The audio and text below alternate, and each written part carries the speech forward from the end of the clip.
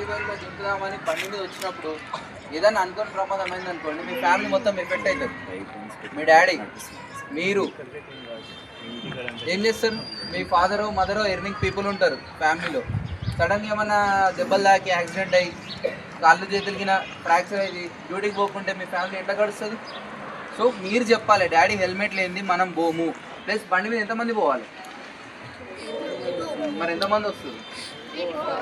మరి కరెక్టేనా అది? ఫస్ట్ మీ పేరెంట్స్ మీరు చెప్పండి. మేము వాళ్ళ క్లాస్ చెప్పినాం అనుకోండి, వాళ్ళు ఏదో వార్నింగ్ లెక్క అనుకుంటారు, 2 రోజులు చేస్తారు, 3వ రోజు బంద్ చేస్తారు. మీరు డాడీ హెల్మెట్ లేని మనం స్కూల్కి వద్దు. హెల్మెట్ ఎంతమంది పెట్టుకోవాలి బైక్ మీద? మరి మీకు ఉంటున్నాయా?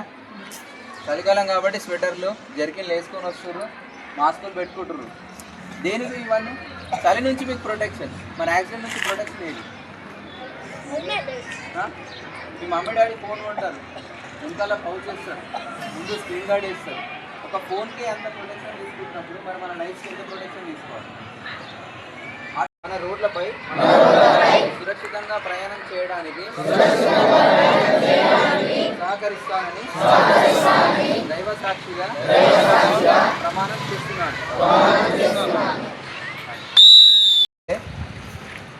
మీరు ఇప్పుడు స్కూల్ లెవెల్లో ఏదైతే నేర్చుకుంటారో లైఫ్ లాంగ్ అనేది అదే కంటిన్యూ చేస్తారు. I correct? ఖచ్చితమే కదా. సో అందుకని మీకు 7th, 8th, 9th క్లాసు కరికులంలో కూడా రోడ్ సేఫ్టీ అనేది ఒక సబ్జెక్ట్ మీద పెట్టారు. సో ఇప్పుడు ఏదైతే నేర్చుకుంటారో మీరు ఎందుకంటే మోస్ట్ అఫెక్టెడ్ పీపుల్ అన్నట్టు. ఇప్పుడు పెద్దవాళ్ళు ఏంటంటే వాళ్ళకి ఏమైనా యాక్సిడెంట్ అయినా కానీ కొంచెం బాధ అనేది కొంచెం తక్కువ ఉంటుంది. మీకు స్కూల్ చిల్డ్రన్కి ఏమైనా అయిందనుకోండి, మీ మీద కన్సర్న్ ఎక్కువ ఉంటుంది. మీరు ఇంకేం ఈ వయసులో ఇంకేం చూడలేదు. సో ఇంకా మీరు బాగా సాధించాల్సింది ఉంది, ఎన్నో మంచిగా పై స్థాయికి వెళ్ళాల్సింది ఉంటుంది కాబట్టి మీ మీద కన్సర్న్ ఎక్కువ ఉంటుంది. మామూలు యాక్సిడెంట్స్ ఎందుకైతే రీజన్స్ చెప్పండి, ఏ ఆన్సర్ అయినా పర్లేదు.